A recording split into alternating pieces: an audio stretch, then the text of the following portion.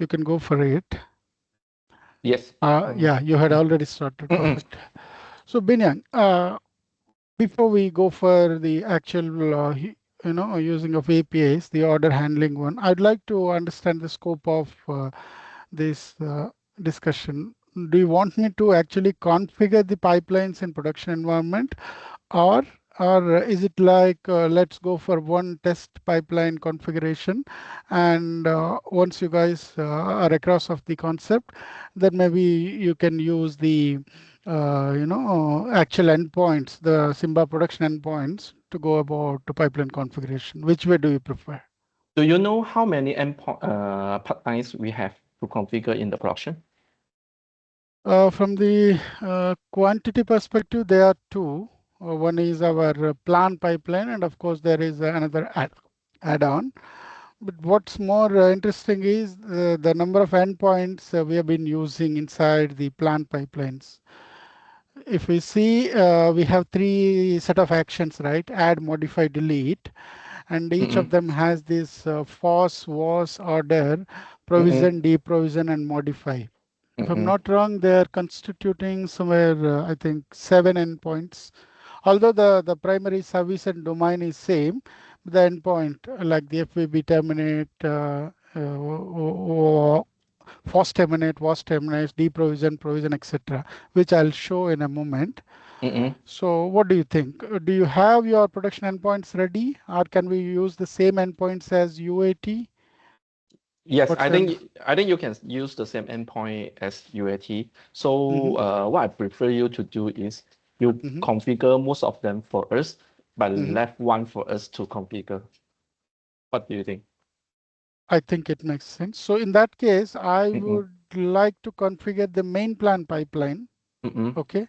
Mm-mm. Uh, in main plan pipeline, I would configure one of the tasks so that you people can take care of the other tasks. And from a pipeline configuration, I'll configure the add-on pipeline because we are using a core task over there. If that is what makes sense for you. Yeah, because after you configure it, I mean configure the pipelines for us, then maybe we need your help to let us know what are the endpoint which we need to configure. I mean, what is the level where we need to configure so that we know what we can do and what we should Exactly. start from. Yeah. I understand. Let's Mm-mm. go step by step. Okay. Okay. Mm-mm. Okay. Let me share my screen. We'll look at the current tenant setup and we'll go about one by one. I hope my screen is visible, Binya. Yes. Yeah. So currently, let's look at the UAT setup to get an understanding initially, and then we'll move on to the production one. I am in Simba-UAT tenant, which is where we are testing at the moment. And let me open the plan pipeline. The name of the pipeline is this FPB VoIP version 3. Also, we have, I mean, reason being we have been, upgrading them during the course of time.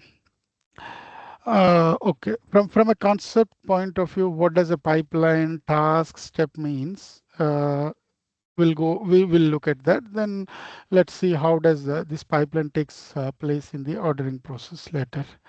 Okay, the pipeline structure somewhere from a visual point of view looks like this, and of course it has a definition in the form of three actions: add, modify, delete. The current picture shows us the add action of FBB pipeline.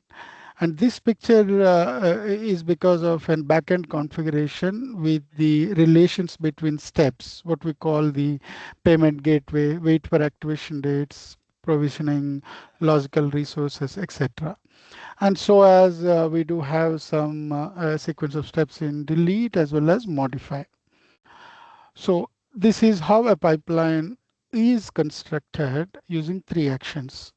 Now the question comes, how does these actions can be configured? That's where we are talking about another combination of two entities called step and task.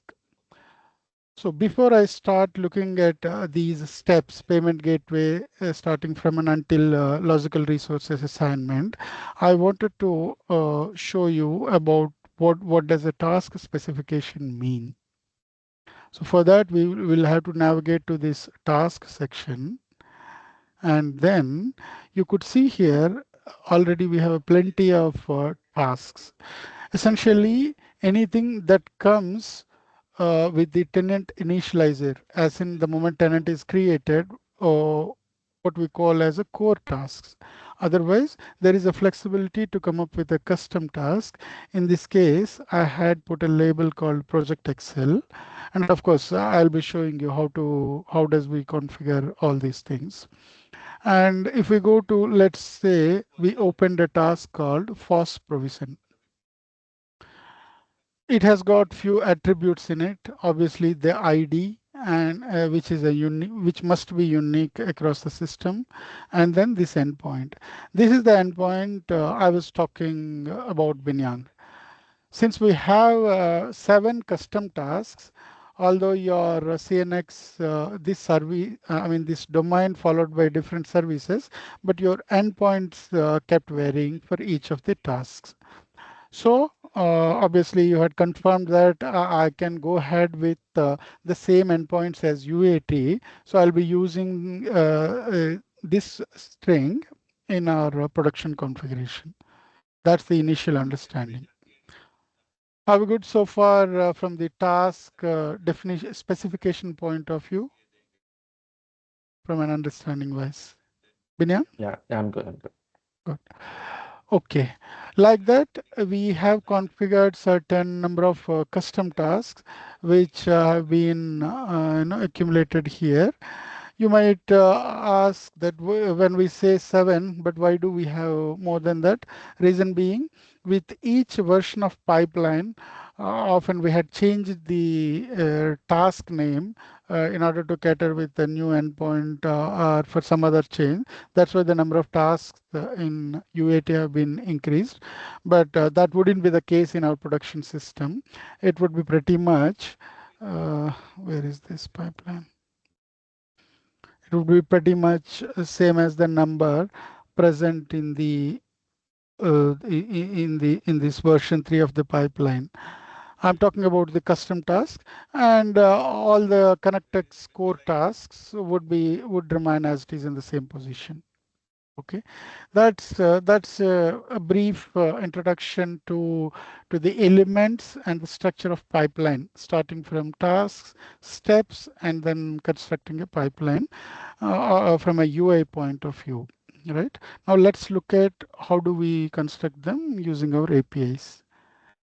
And if at all there is a question that can we do the construction or the configuration of pipeline from UA, at the moment, unfortunately, product does not have that, so it's in our backlog.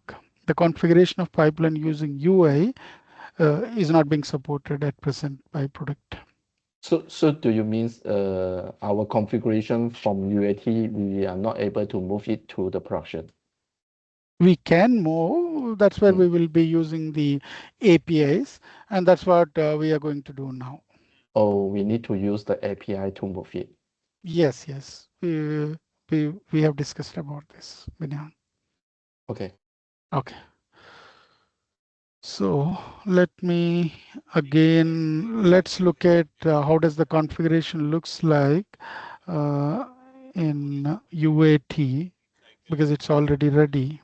It will give us a fair bit of understanding. This is pipeline. Yeah, my UAT tenant. And I've got token and the pipeline ID I wanted to query is this FBB version 3. So when I do a get pipeline, I would request you people to make note of the API, essentially the service name and the endpoint we are using here. We are talking about the service called the API called order workflow with an endpoint pipeline template. And we're doing a get call here that should result us to what we have seen from the visual point of view. So I copied the entire code.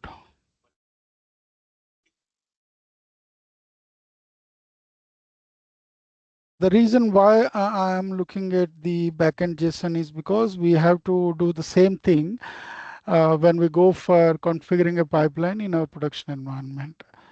So I'm continuing from where we left. This is the backend code. You could see here three different actions. These are the pretty much same actions what we need to use. And if we go inside of each of these actions, uh, the actions are being constructed using an individual entity called step. So for example, if I collapse all of them, or maybe this has more details. Two sets of two different structure-oriented steps here. One, there is a step. Obviously, this is being given from the product, what we call the core task. You see here. One of the way to identify does a particular task is a product provided or a custom one is by using its naming convention. All our core tasks starts with this name underscore and its corresponding name. We have been maintaining this nomenclature here. So for now, maybe it's a sort of hard coding method that let's remember. Any task that starts with underscore is a core task provided by ConnectX. And configuration of a step involves these things. We have to give a unique ID and of course its name, then the task that it's being used. So what it is telling us is in order to configure a step, right, we need a task at the ground level. And this task can be either a core, which is provided by ConnectX, or custom task. I'll also show what does a custom task mean and how do we incorporate our custom task in this pipeline in a moment. Otherwise, the basic principle of configuring a step looks like this. It would have a ID, a name, and a depends. This dependency is why we'll see in a moment. And then the task with which it would go for the fulfillment. So if you think from an umbrella point of view, this task ID is what the meat of the entire business logic that goes for the execution. In this case, it is going to interact with the gateway being used here and it supplies all that information. Hence, coming back to our Simba implementation, WCAR receives all the payment intent information the moment this payment gateway task execution is successful in any pipeline. Okay, So, so the step ID and the task ID must be unique.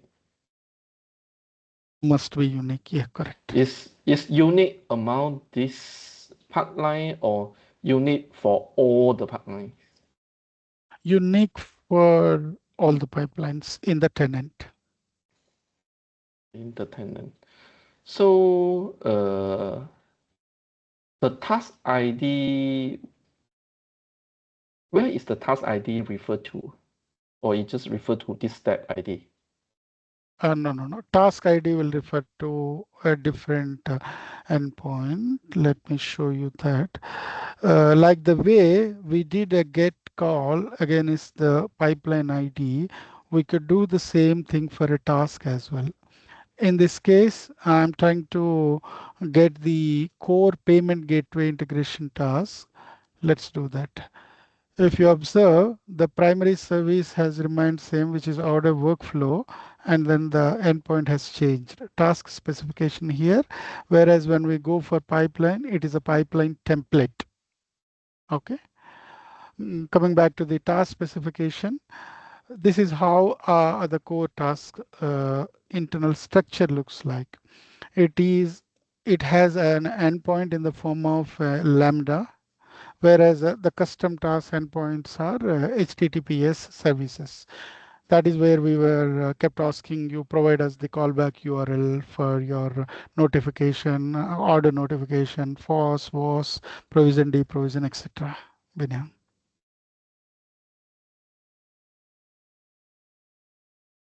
Are we good here, And Binyang, from the task logic understanding point of view?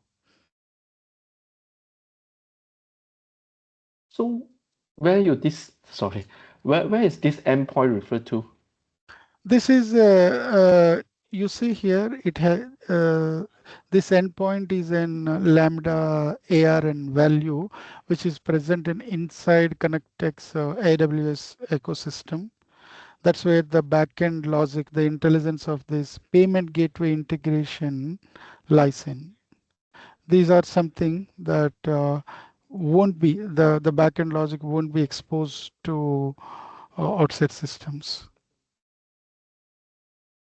Okay. I'm just wondering, like when we Mm. configure the endpoints, how do we know the endpoint is referred to the your existing? I mean, how do we know the step is referred to your existing endpoint or it referred to our endpoints? Yeah, yeah. So the drilling down takes us two steps. First is look at the task name. And as I said earlier, if the task name starts with underscore with some name, you might think that, okay, this is ConnectX provided core task. So come to this order workflow task specification, do a get, then you will understand its endpoint is an lambda's ARN value instead of something like this. Let me open another task. For example, I'm opening. I'm changing the task name here, Binyang, to understand the difference between ConnectX core task and custom task. Do you see here the endpoint is now pointing to your callback URL?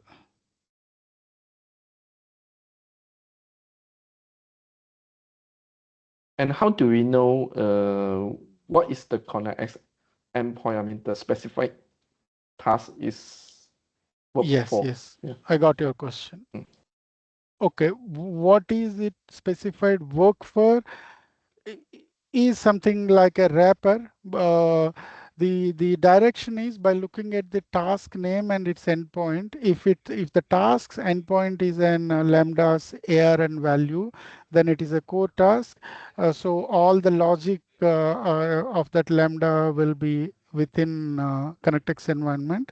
That is where if something on top of such functionality to be extended or enhanced, go and implement a custom task and use its HTTPS endpoint.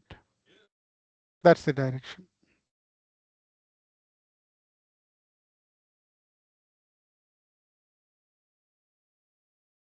Did I answer your question, Binya?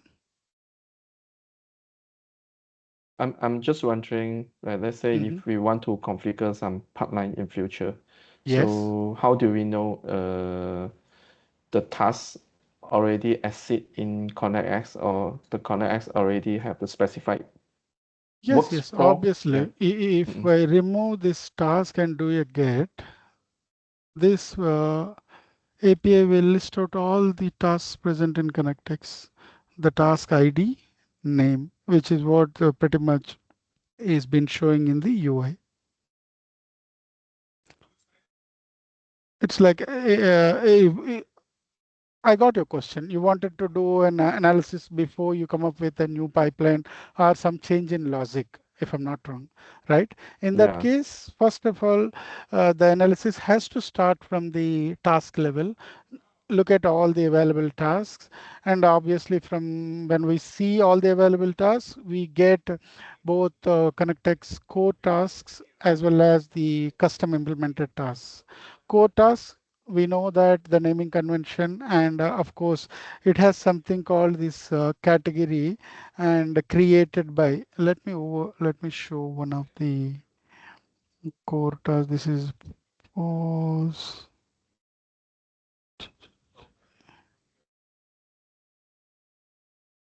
example. You could see here. This is the creator is ConnectX. This is our primary indicator. And then the endpoint will be an lambda's ARN number, right? That is another thing. And the ID's naming convention. Of course, the category. These comes with predefined values and these will be uniform across tenants, the category names. So these are your inputs to understand that a particular task is a ConnectX core task or a custom one. But we just can differentiate the ConnectX core task, but we don't know what is the exact this task is working for, right? Huh. I think now I got it. You are trying to understand what does this task is exactly going to do from a backend point of Yeah. view, right? Yes. So yeah, Binyang, that's where the product back-end intelligence comes into picture. Obviously, with any product, some of the executables or processes, in this case, the order pipeline entities, that the code exposure part of these kind of artifacts would cannot be exposed to outside, right? And obviously, that's where the extension in the form of a customization comes into picture. So the direction from product is yes, we have certain capabilities in the form of tasks, what we call core tasks. If any implementation requires beyond that, please implement using a custom feature. However, if you're still wondering about what does a particular task do, by looking at the name and the regular, what we call the business discussions, it's quite straightforward to understand that okay, particular task can be used for a particular use case. Example, this is a date-based fulfillment. If there is ever a scenario where we would like to use this task, then it would be the following. We wanted the pipeline, the order to wait for a specific date to arrive and then go for its fulfillment. Example, future date swap, end of cycle swap. So in this case, we will say, okay, we will ask the system to wait for the calendar to turn until that specific date arrives, right? So that's how the tasks have been developed.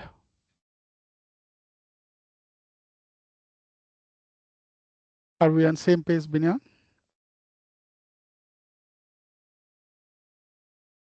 I'm good. Yeah. Yeah, okay. Any other questions from anybody else in the team? Or can I move forward?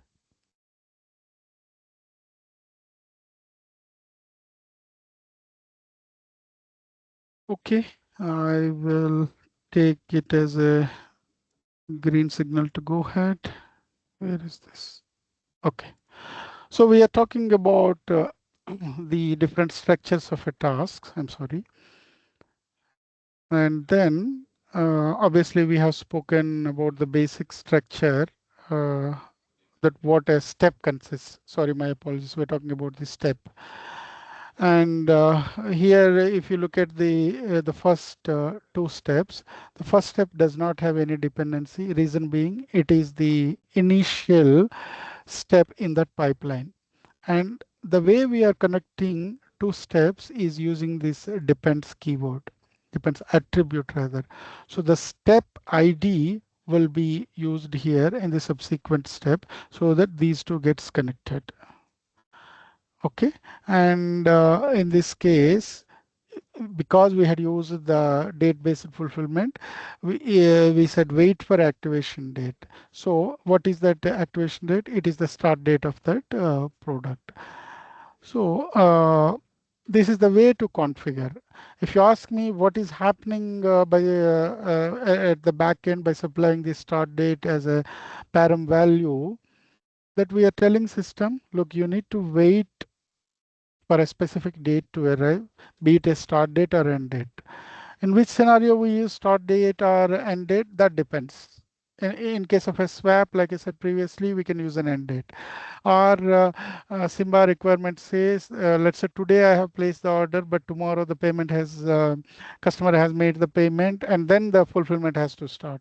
So that's where we said, okay, the triggering point for pipeline is payment, and the moment pipeline is being triggered, then it waits for the start date. This start date is being supplied by the product order to the OHF domain, the ordering domain.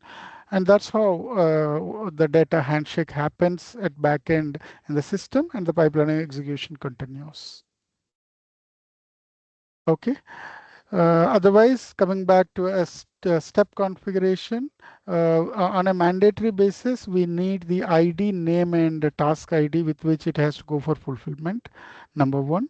And then if at all two steps have to be linked, then depends is the attribute to be used, and give the preceding step ID here, step ID. And there is another interesting configuration here. I just want to show it. Here we said, if you see here, I wanted to show the UI first, then come back to the code. You see here, the way we have linked wait for product activation, step completion uh, to all these FOSS, WOS, and order notifications is because we said these order notification, starting from order notification until WAS provisioning, needs confirmation about successfully completion of this step called wait for activation date. What this step is actually doing? It is all it is gathering is a start date. The moment it receives a start date, it passes on, and then the fulfillment of remaining three steps will start. So this is where we are controlling the flow, the flow execution according to the requirement of the implementation. Okay. And obviously, because I had used the same step ID, all these three steps will wait for the previous one. And we also said the moment all these three gets completed, then only go and do your FLN number, fixed line number allocation, which is again a core task. That's where its name has started with underscore.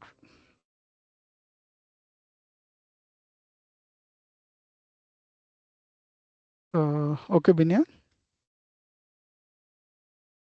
Okay. Okay. Okay. So that's how we have configured an action called add in our plants pipeline. Similar setup has been followed with the delete and modify actions, but obviously the kind of core or custom tasks used have been different. For example, the core tasks payment although remained same, but you see here the same the similar step. I wouldn't call it as the same. Over there we said wait for activation date. Here we are telling wait for termination date. The same date field is asking for termination date. Over there it is a start date, right? However, the task ID remains same. So this task ID, the core task ID has a bunch of functionalities embedded, and we are making use of them according to our requirement. That's the takeaway. Okay. And again, the task IDs in the terminations were different for each of our services, FPB, VoIP, sorry, the WAS, and then FOSS. Okay. And if you're wondering what does this task has, again, come and check the task specification endpoint. It will give us the task ID which we had used, and then the endpoint again is which it is going for the execution of the transaction. So that's from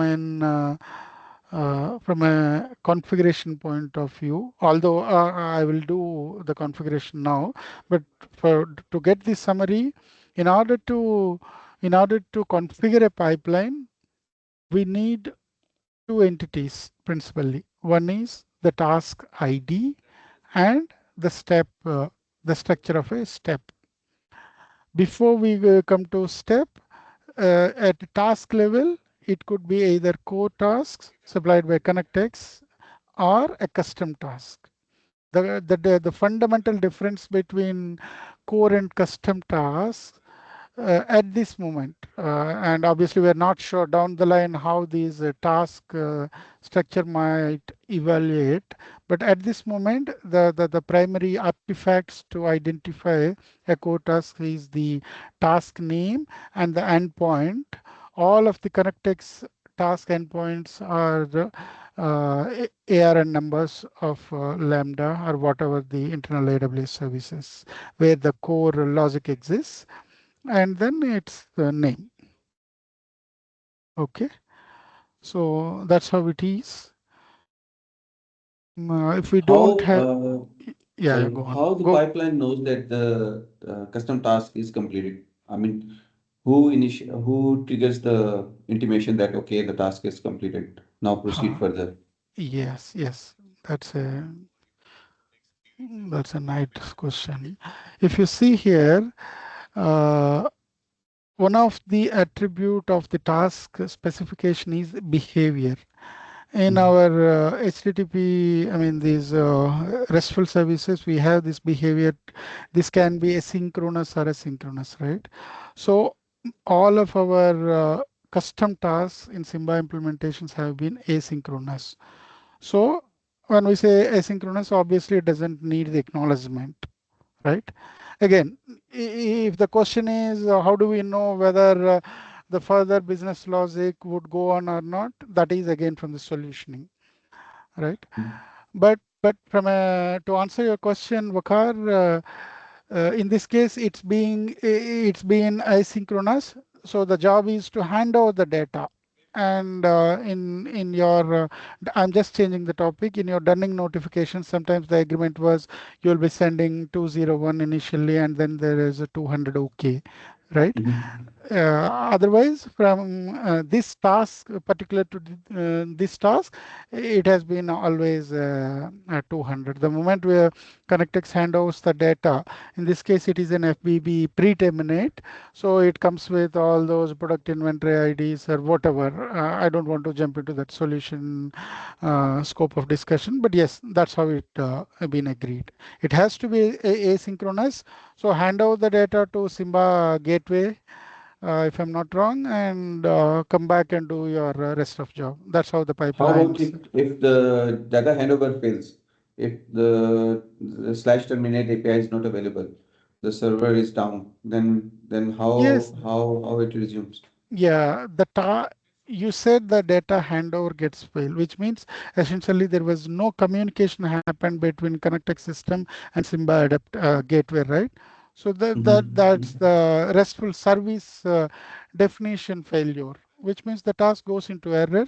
And I believe we had came across many of such instances recently where the order notification, FBB, deprovision or provision task went into red color, showing that following is not reachable, some 3000 seconds, timed out error, etc. These are the web services errors, if you're asking in the from that scope. Or what if the business logic itself goes wrong, right? Mhm. Yep. And in that case, the only possibility that a business logic can go wrong is either in a ConnectX platform or Simba platform. See, if the logic is going wrong in Simba platform, which means data handover has completed, which is what the asynchronous behavior, or if it is the data handover hasn't been initiated, that is something wrong with the ConnectX platform. In either of the cases, the task goes into error. I mean, the step goes into error, and it would be visible from the UI point of view. The errors, can we see order wise, or we can see the list of errors for different orders? Sorry, Wakar, I didn't get the Let's question. suppose we have a service activation or order fulfillment, and it Yes. hits the task failure at the Uh-huh. slash terminate. So Yes. it will create an error, right? So Yes. this is related to one order. Can we Yes. see a list of errors that belongs to different orders so that List someone of can just errors. do the retry, retry, retry? Yes, yes, we have UI for that in the ConnectX UI, right? You could see here. Uh, we will go to order section, and if the order we have various status of orders. Initially, if an in progress order has got blocked for some reason, like you mentioned, any of the error or data handover issues, then based on the order status, we can understand following order hasn't been completed. And when we look at that particular order, we'll get to know that the following is the step went into error. That's one thing. And if you're asking, okay, give me the list of steps of all the orders or all the error orders, I think we might need to discuss. I believe there is an implementation where this has been in live. I need to check on that aspect. But otherwise, the UI is pretty good, pretty much a good platform to land on and look for all our various statuses orders. Okay. Okay. Okay, yeah. You mentioned that the custom step is only asynchronous. Can we have Yes. synchronous Yes, we can or have, it's but only asynchronous? no, no, no. We can have because the behavior hasn't been Mhm. confined based on the nature of task, whether it is core or custom. It all depends on the downstream business logic that we are trying to embed using the task, right? In our implementation, we the agreement was to go using the asynchronous behavior because the moment FOSS fulfillment is being initiated and potentially there is not much that ConnectX need from the acknowledgement of the or rather the success of the or FOSS or WAS fulfillment. That's what Binyang, Santosh and Siddharth have discussed, and the conclusion was to go with asynchronous behavior. I think we do have some pipeline is configured as synchronous, right? Yes, yes, all of them are asynchronous. I think not all is asynchronous. I believe Hmm. some are Synchronous. synchronous also. Yeah, Okay, if they are maybe. synchronous, we would get to know by looking at the task specification behavior. For example, let's look at the was provision. Obviously, again, maybe before we go down to drilling each one of them, the understanding is by looking at this behavior of a particular task, we can understand whether it is an asynchronous or synchronous.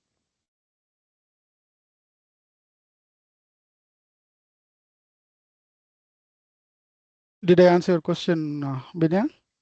Can I move on? Your asynchronous is uh we I mean that we need to have a callback for your asynchronous task. Am I right? Yes, yes, that's where the endpoint we are configuring, right? It's asynchronous. You see here, this is where it lands on. Yeah, because I believe the pre and post termination there is synchronous task. Okay, let's look at them. Let's look at them. This is for wait for termination. You said pre and post termination. I wanted to look at the pipeline. Where are the FBB pre-termination? Okay, let me go to delete. And we have pre-termination. The task ID is this one.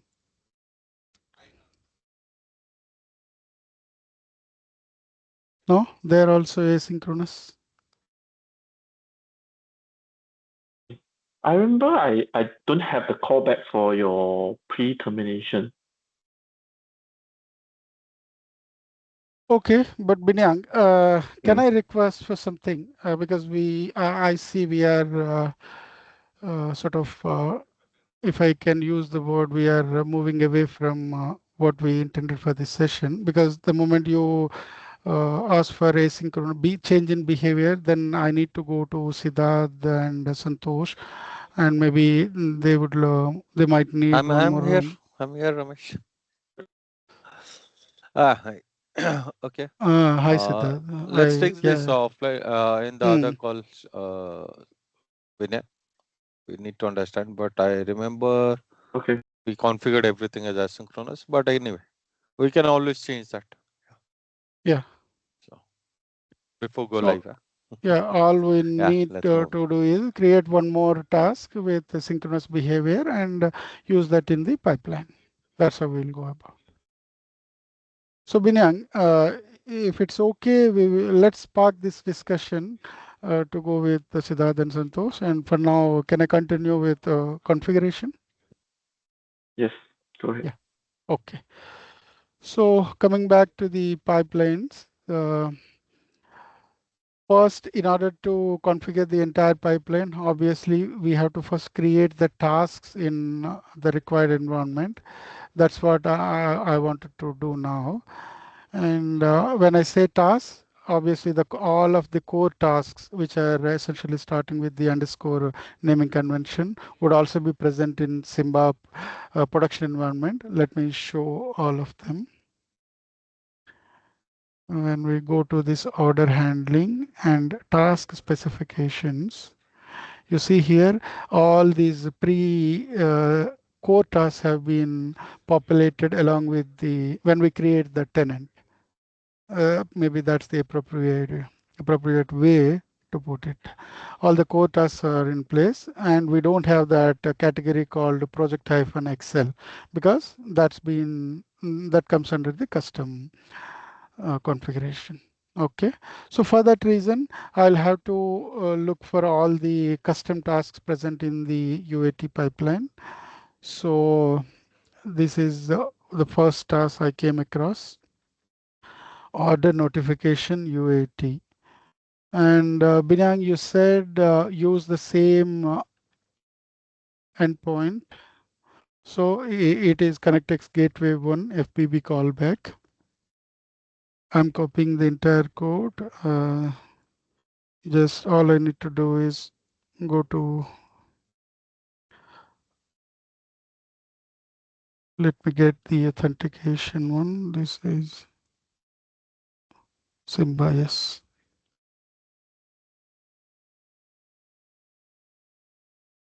So I've got the token. Now let me do the post. So this is what we typically call uh, configuring a task. We are invoking the order workflow task specification, but this time the post method, which is like creating an entity with this ID. So this is where I'll be changing the names, or can I put like this Simba order notification. Going forward, if this needs to be revisited, we can keep extending it. And the moment we embedded it under the category project Excel, or I think I'll have to use the actual project name, Simba, then we will get a new category under which this task will be created. So the endpoint we're using same as the UAT, task name Simba order notification, category asynchronous order notification. So we have posted it. Okay, first thing is it should show us one task in the UI under the Simba. Yeah, there we go. It's already populated.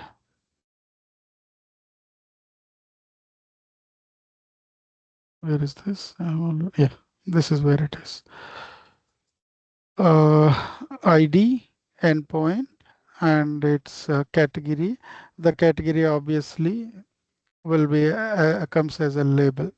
And the moment we continue to create all the custom tasks, all of them will start populating under this Simba heading. Okay, so let me, what is this?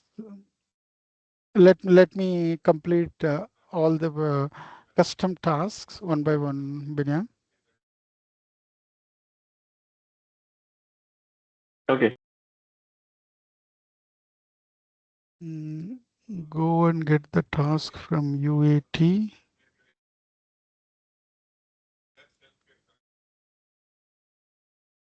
Come and do the post.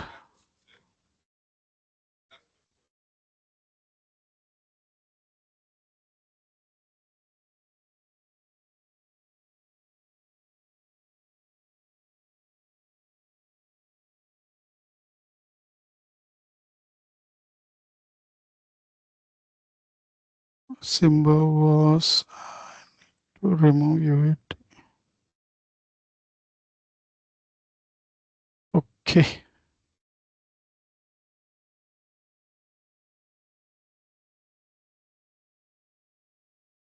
Yeah, it has come. So I will repeat this was provision order notification. I need to do for pause as well.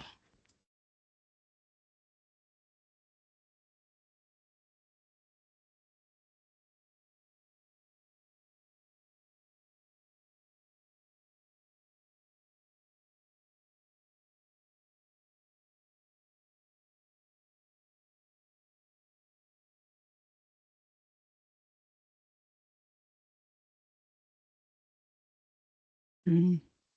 So the rest all are core tasks. Handling that is now I'm going to deprovision. We have quite many here. Core task underscore payment gateway. Then this is core. There we go. Pre-terminate.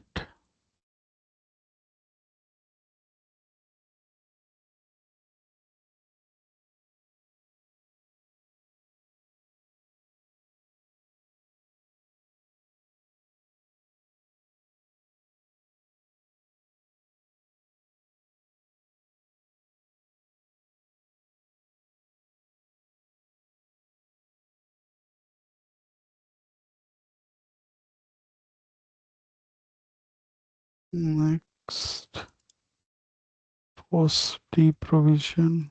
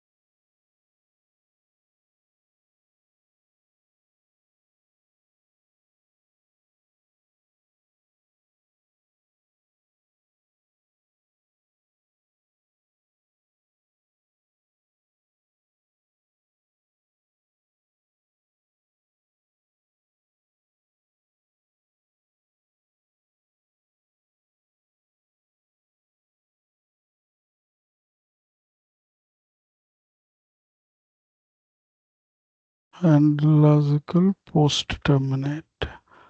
This is another custom task.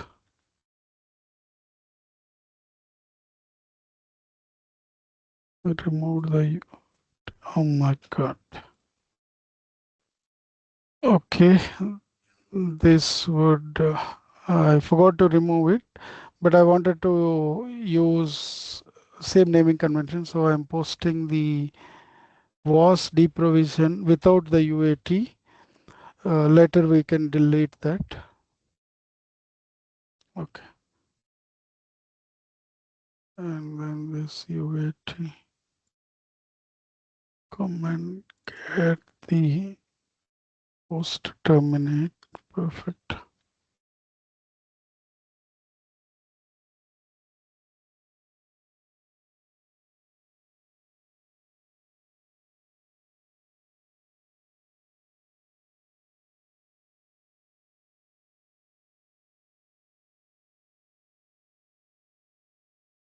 Okay, and all the custom task and the delete action completed. We're moving on, modify. We've got a custom task here.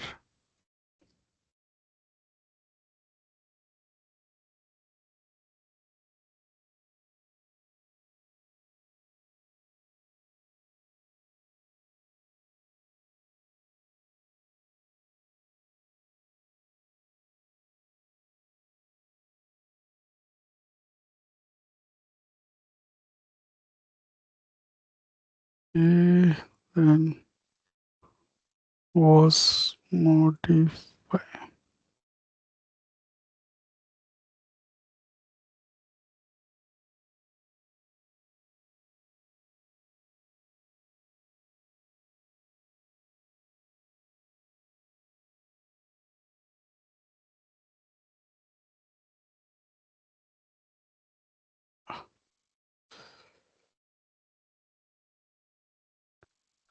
Okay, let's look at the UI now.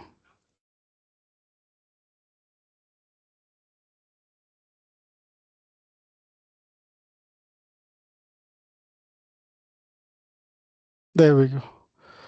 We have all of them. There would be two tasks, was deprovision two of them. I think one will have the end task. This is the correct one, was deprovision without UAT. Both are correct rather than naming. I'll have to go to the one having production AWS access to delete this. This is on me, Binyan. I'll delete this task from this environment. And Okay. otherwise, we are good with the rest of the custom task under Simba. Okay. Now the step one has completed. We have used the same endpoints as UAT.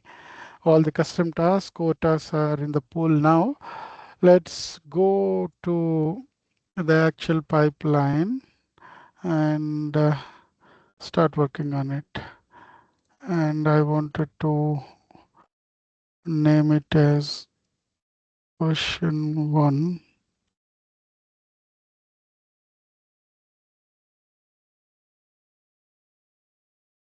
I remember it cannot go beyond 22, I think. We are 19, right? Good. Okay, this is fine. Now I'll have to change the task names for all the custom tasks. Simba. Let me give it try to. We have posted. I'm doing a get. Yes, this task is present. So now we are preparing the pipeline JSON, Binyan. Mm. Okay. Simba removing. We have removed it. Step name is same. Then again FBB. Remove the UAT. F capital. F capital.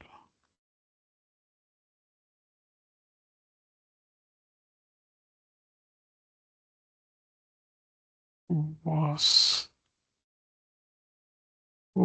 deprovision. Was deprovision. Logical. Pre-terminate. Yes. And then we have this. And by the way, if for some reason, because of this manual work, if at all we had used the wrong task ID or if there is no synchronization between connectivity between steps and all, the system is intelligent enough to let us know that following entity is not present, following is defined but did not use, etc., etc. And before I use this name, I want to see what chef has used in her specification. Otherwise, it would be a big change for her. Where is the pipeline? Okay, good. She hasn't taken any name. Excellent. No, I have in prod. Yeah, you have configured, but it needs a value right here. I put it on the offer. Yeah. You put it on the offer, but chef, it has to be supplied at the specification level. Okay, I Giving, can just copy it. It's easy. yeah, you can let me. I want to use the same name so that you don't need to change the offers again. There, see, it's there. Uh, Actually, you had used the version 3 because now we need to supply the value at a specification. Can we go ahead with this naming convention? Yeah, just do that because I'm doing the specification now. Thank you. Yeah, yeah, perfect. So we have add, delete, modify. I'm just validating Simba.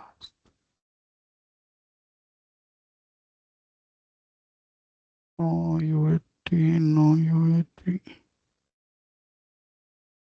and no UAT. I think we are good. So let me post this by using a different endpoint. We are in production, yes. So previously we had used this get for an existing entity to check. Now I'm going with a post call with the same endpoint pipeline, but this time only difference is the body gets changed. Yes.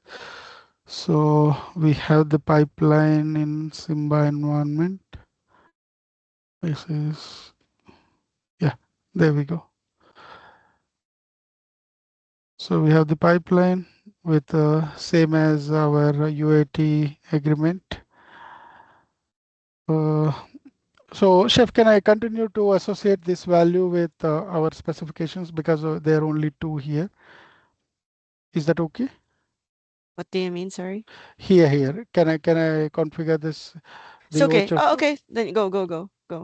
Yeah, I just want to reduce some of your work Thank you. I here. appreciate that. Yes, and don't give me more requirements in user groups. Let me think Help me about it. on that. Oh, you're thinking. Then I see what's in the pipeline. Okay, so we have supplied it. Please get it saved. And then we're publishing.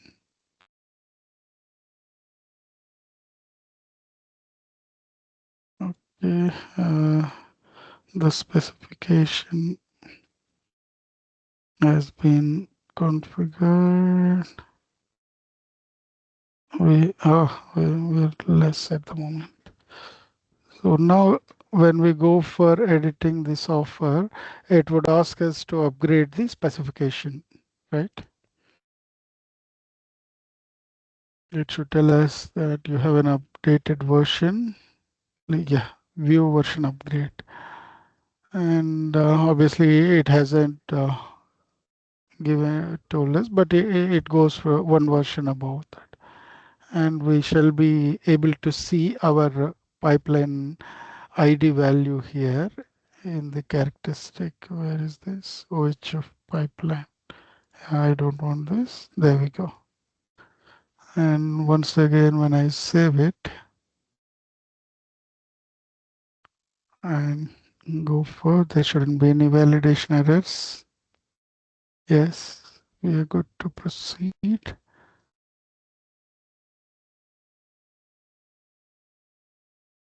So that's all.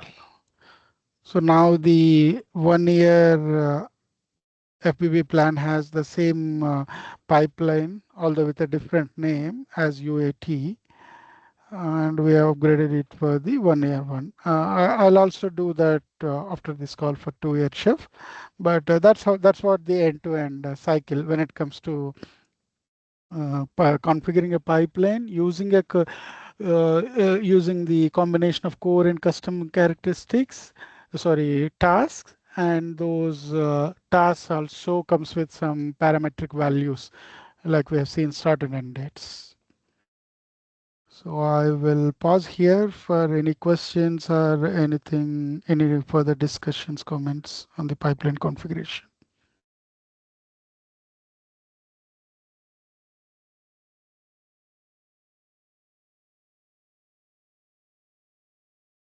Uh, Chef Binyang, Wakar, anybody? Can I continue?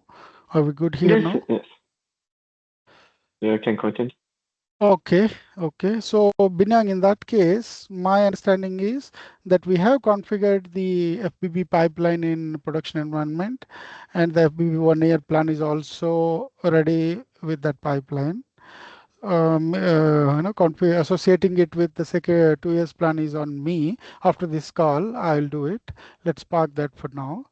Otherwise, if we look at the UAT, we do have one more pipeline which is exclusively for all our add-ons, and obviously it has only one task, and that is of a core ConnectX core task. So is it okay if I request you people to configure this single step pipeline and go for associating with across all of your add-ons? Yeah, can. But based on what you did just now, you are mostly using the API to do the configuration, right? Is Exactly. this is this we need to do the same by using your API? Yes, we need to. Yes, I'll So be you sharing. you will share the API to us, right? Yes, yes. I will be sharing with you the curls of Mm-hmm. getting task and pipeline IDs, uh, and of course the post ones as well, so that you can validate after your creation. Okay. Oh, okay. I just have some things messing up just now. So Mm-hmm. I just couldn't imagine how how the process related to your, I mean, it will be trigger your pipelines to process. But let's say for a Mm-hmm. plan, when Okay. someone subscribe this product offer, then you will start to run your pipelines. How I related this product offer with your pipelines? This product offer, this pipeline, and this business logic. Where is the Yeah, relation? Your question. yeah, Okay, yes, I think this is something just to look from an end-to-end transaction navigation point of view. So, Binang, it goes like this. As you have seen already, when we associate a particular pipeline ID, no, this is UAT, right? I want pipeline ID at a specification level. That means we are bridging the gap between our ordering engine, ConnectX ordering engine with catalog, step one. Then we're using the specification at an offering level so that the commercial entity, the specification, if you remember when we went for the product training sessions, I had clearly segregated that specification is always a technical blueprint in the system, and the offering is what we call the commercial entity, right?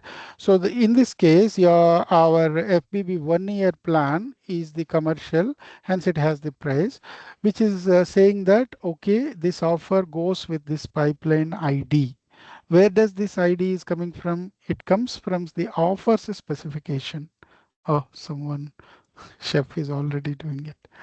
So it comes from the specifications, the offers spec shortly, and the spec has this ID. So this is how at the moment a consumer has purchased an offer, and the offer has a specification at the back end, and it goes for the respective pipeline ID, and the pipeline ID is a combination of all the business logics using the core and custom tasks.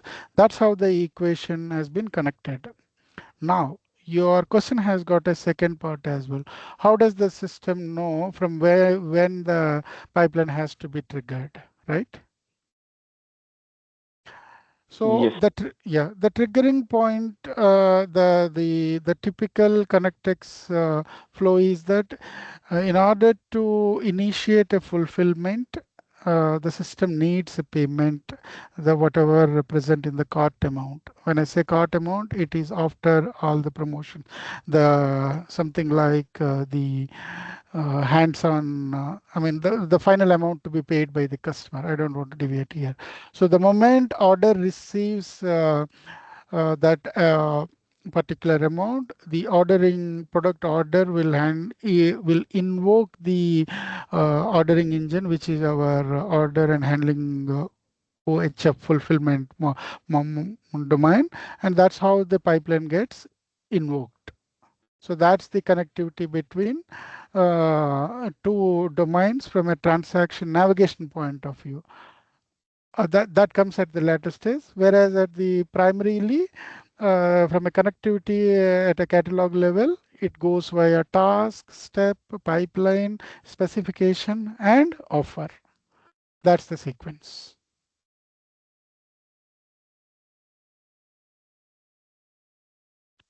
Sorry, can you come again? I didn't catch all. Which part do I need to repeat? Is it about I the mean, configuration?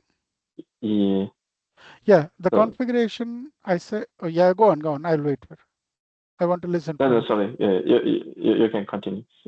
Yeah, I said from a configuration point of view, it goes in a multiple steps wise. First, we have to look for the tasks. The tasks can be core or custom. Custom means obviously we have to configure. Okay, we have a pool of custom tasks. Now go and construct your pipeline in the form of JSON, which I have shown.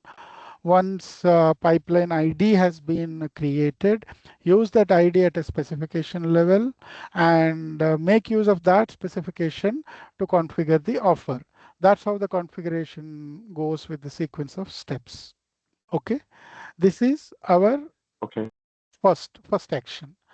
Once offers are equipped with pipelines from the configuration point of view, come and place the order or purchase a plan. And the system has intelligence. The moment it receives the payment, the full amount payment, it asks the fulfillment to initiate by its own. That's how the product has been designed, rather developed. So that's where you see, as long as we don't pay the amount, the order would remain in draft status only. It doesn't move to in progress. First, it goes to acknowledged, then in progress, then the completed, failed, blocked, whatever it is. The order life cycle in ConnectX. Okay. Okay. So that is means because I noticed your pipelines only able to configure to the product specification. So Yes. every pipeline will start from the product offer. Yeah, I mean, Binang, yeah. yeah. This is how the product has been architected following Mm-mm, the TMF principles. What does TMF says from a catalog configuration of a catalog point of view is that mm-mm, you define your entire metadata, which mm-mm, is a specification in this case. We are setting up the ground in the form of specification and trying mm-mm, to come up with the various forms of it. When I say various forms, it could be the variation can be in the form of prices, duration, billing cycle, or availability across channels. So this differentiation, right, can only be achieved at an offer level. However, all the offers, I'm trying to put across the following use case. Assume in Simba implementation you have 10 FBB plans, out of which 5 have to be with price X, only should be sellable from the ConnectX POS channel, the other 5 goes with some other channel, etc. In that case, these sort of business requirements cannot be achieved at specification level. They have to be at offer level. So that's where another wrapper has been given on top of specification in the name of product offering. And obviously, since it has the price, it is the commercial one that gets exposed to the end consumer. Okay, so that's why that restriction of associating pipeline ID to specification is through the guidelines of TMF print API usage and of course ConnectX architecture. okay. Yep. Okay, if we don't have any more comments, queries, I'd like to say that we have completed configuring a pipeline in production environment, the plan configure pipeline, and requested you people to go about on the add-on one. Yeah. Okay. Okay. Okay, and can I request to stop the recording, Binyan, please? But the add-on, we already have the add-on. I mean, we just need to configure the same as what we configured inside the UNC, right?